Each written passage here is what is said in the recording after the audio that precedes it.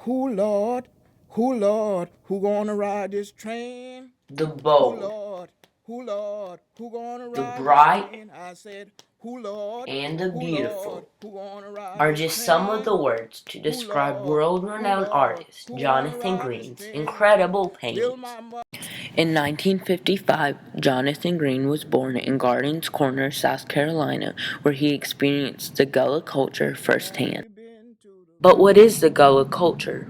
A group of African Americans living in coastal regions of South Carolina, Georgia, and northeastern parts of Florida that are in touch with their African roots. Through the oral language of Gullah, a mixture of African and English-based Creole, you can learn the things that are most important to the Gullah people. Things like family, faith, respect, and a deep connection with their African roots. Jonathan Green was born with a caul, the placenta membrane, wrapped around him.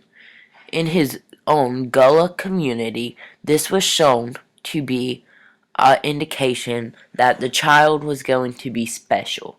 While his mother was in New York, he looked to his grandparents as parental figures. So, having been born and raised in a household with grandparents, they knew immediately the signs of my being special and having been born with the placenta membrane, the caul. His childhood would later become the inspiration for his art, transforming his life from ordinary to extraordinary. He joined the military where he had aspirations of becoming an illustrator for them, but instead he would have to become a chef. He soon dropped out and pursued a career in the visual arts. Jonathan Green says that he was lucky enough to have art teachers from Europe, where he learned to paint like the masters. I was very fortunate to have older instructors. My instructors were the very finest of artists from Europe because it was after World War II and they came over to the United States, you know, fleeing Europe. And many of them could not get jobs because they were Jewish people. And America had to deal with that. And was it hard to kind of like find your own sense of artistic style?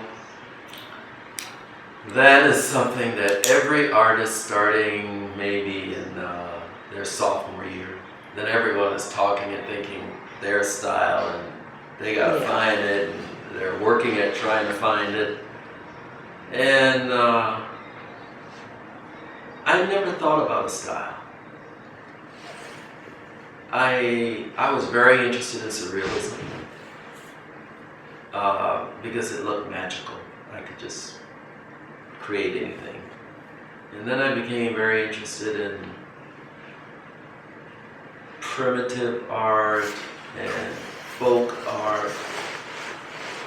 But I became interested in it as something that I could do. Mm-hmm. So I imitated that.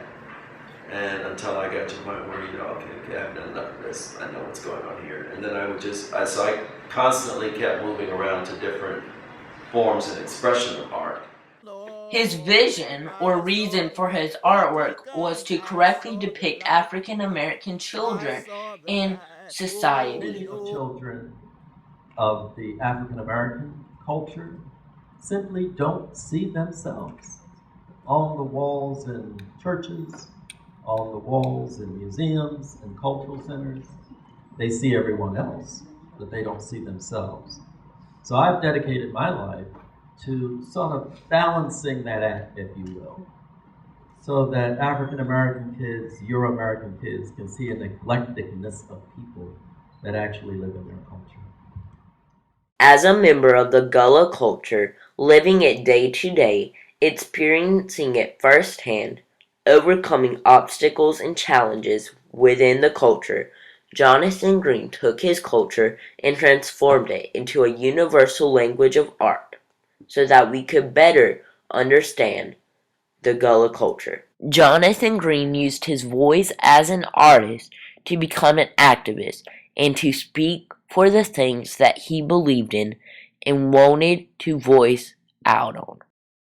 One of these projects that he uses his voice for is the Low Country Rice Project. Concept and an awareness to get people into dialogue and understanding more accurately history and what occurred during the past 300 years of history in this country. And to have people look at and understand the real value of economics, monies that are made based on people, based on labor, slavery, whatever form. It's an economy. If the economy was as wealthy as it is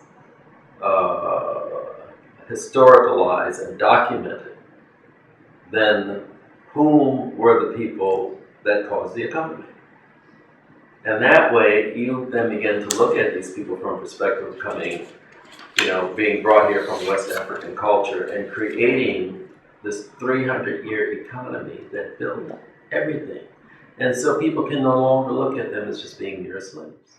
Jonathan Green also uses his knowledge to help other artists. I hope that, as a part of whatever mentoring they got from me, that it would involve being kind, being a humanitarian. That's very, very important to me, and really be a catalyst for helping other communities find themselves in the arts. See, every community should have an artist landing. Every community. One of his passions is promoting the importance and impact of fine arts in schools. He says that fine arts are not something to be shied away from. You definitely want to bring into your community because it's such an incredible PR source. I mean, to have artists that are actually doing drawings and paintings of buildings and people, and then it goes under your town. This is what, St. Augustine looks like, or Georgetown looks like. Jonathan Green doesn't only want arts in school, he puts them there. Locally, Jonathan Green has donated a print of his artwork to Horry County Schools area high schools.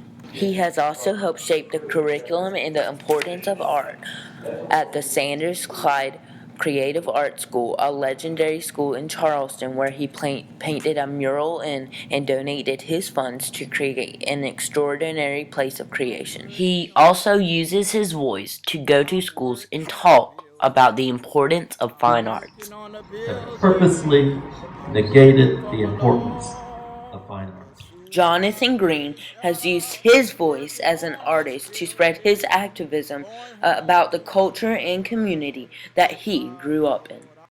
Patricia Goodwin, the executive director of the Franklin G. Bureau's Simon B. Chapin Art Museum of Myrtle Beach, says that she has learned many lessons from working with Jonathan.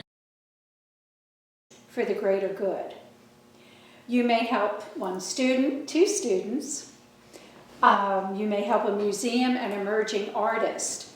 But to go along with that talent, you have the potential to touch countless lives. And Jonathan has done just that. Throughout his life, Jonathan Green has shown leadership and legacy through everything he does, whether it's spreading his Gullah culture with art or educating people with his activism. He has had a tremendous impact on South Carolina history. Our visitors. So not only were they experiencing the painting, but they could realize the story behind the painting. And we actually had to have boxes of tissues in our galleries because people were so moved by what they saw. And they realized that there was a connection, that everybody had a connection to the artwork. And that brought tears to many people's eyes over that summer.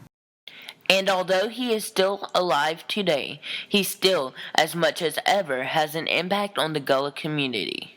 He educates unaware people the importance of the Gullah community, bringing the Gullah culture and its people to life by depicting the culture in a historically accurate setting. Lord, Each and every day he is adding on to his legacy. Who Lord, who gonna ride this train? I said,